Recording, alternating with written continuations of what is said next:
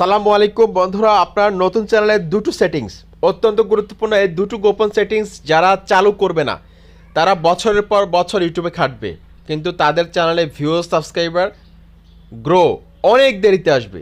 সুতরাং অত্যন্ত গুরুত্বপূর্ণ কিন্তু আজকের এই ভিডিওটি, একটি মুহূর্ত স্কিপ করবেন না বলে দিচ্ছি। বন্ধুরা, চ্যানেলটি সাবস্ক্রাইব করে দিন, সাথে বেল আইকনে ক্লিক করে দিন। আমি সরাসরি চলে যাচ্ছি ক্রোম ব্রাউজারে, ঠিক আছে। তারপর আমরা এখানে ডান পাশে থ্রি ডটের মধ্যে আমরা টাচ করে দিব। টাচ করে দেওয়ার পর আমরা এখানে ডেস্কটপ সাইটের মধ্যে টাচ করে দিব। ডেস্কটপ সাইটের মধ্যে টাচ করব। তারপর এখানে আমরা youtube.com লিখব, youtube.com। তারপর আমি গোতে ক্লিক করব। গোতে ক্লিক করে দিলাম। ক্লিক করে দেওয়ার পর এখানে ডান পাশে আমার চ্যানেলের লোগোর মধ্যে আমি টাচ করে দিব। তারপর এখানে ইউর চ্যানেলের মধ্যে আমি টাচ করব। ইউর চ্যানেলের মধ্যে টাচ করে দেওয়ার পর আমি এখানে এই যে দেখতে পাচ্ছেন কাস্টমাইজ চ্যানেল, এটার মধ্যে টাচ করব। কাস্টমাইজ চ্যানেল এটার মধ্যে টাচ করব। টাচ করার পর আমাকে কিন্তু সরাসরি ইউটিউব স্টুডিওতে কিন্তু নিয়ে আসলো। ইউটিউব স্টুডিওতে চলে আসলাম আমি। আসার পর এখানে বাম পাশে সেটিংসের একটা আইকন রয়েছে, সেটিংসের আইকনের মধ্যে টাচ করবেন। সেটিংসের আইকনের মধ্যে টাচ করে দিবেন। টাচ করার পর এখানে এই যে দেখতে পাচ্ছেন চ্যানেলের মধ্যে আপনারা টাচ করবেন। টাচ করার পর এখানে দেখতে পাচ্ছেন কিওয়ার্ড নামে একটা সেকশন রয়েছে, কিওয়ার্ড।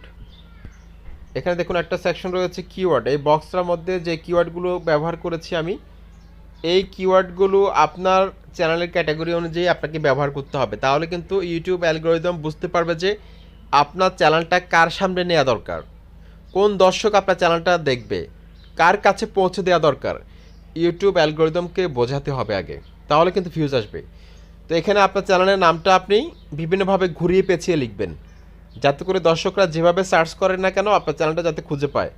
এমনকি আপনার চ্যানেলে আপনি যেই টপিকস নিয়ে কাজ করবেন সেই টপিকস আপনাকে অবশ্যই লিখতে হবে। যেমন দেখুন আমি এখানে লিখেছি ট্যাগ, তারপর ইউটিউব লিখেছি, ট্যাগ চ্যানেল লিখেছি, মেক মানি ফ্রম ইউটিউব লিখেছি, ইউটিউব বাংলা টিউটোরিয়াল লিখেছি, আমার চ্যানেলের নামটা লিখেছি দেখুন। তারপর আমি এখানে ইউটিউবার লিখেছি, ট্যাগ ইউটিউবার বিডি লিখেছি, ইউটিউব বাংলা লিখেছি, তারপর YouTube tips and tricks BD লিখেছি,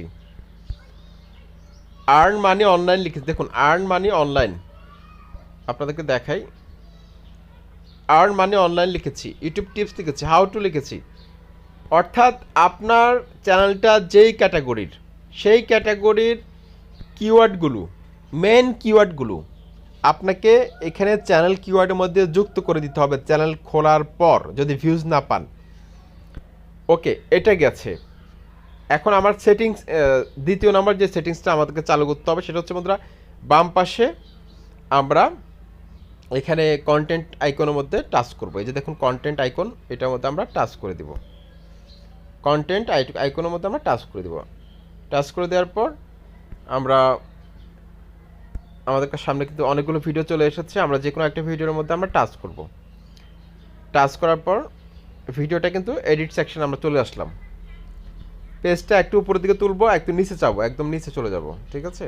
একদম নিচে এই যে শো মোর, এখানে শো মোরের মধ্যে টাচ করবেন। হ্যাঁ, শো মোরের মধ্যে টাচ করার পর পেজটা উপরের দিকে তুলবেন, উপরের দিকে তুলবেন। দেখুন পেজটা উপরের দিকে তোলার পর এখানে একটা সেটিংস আছে যেটা আপনাকে অবশ্যই চালু করতে হবে।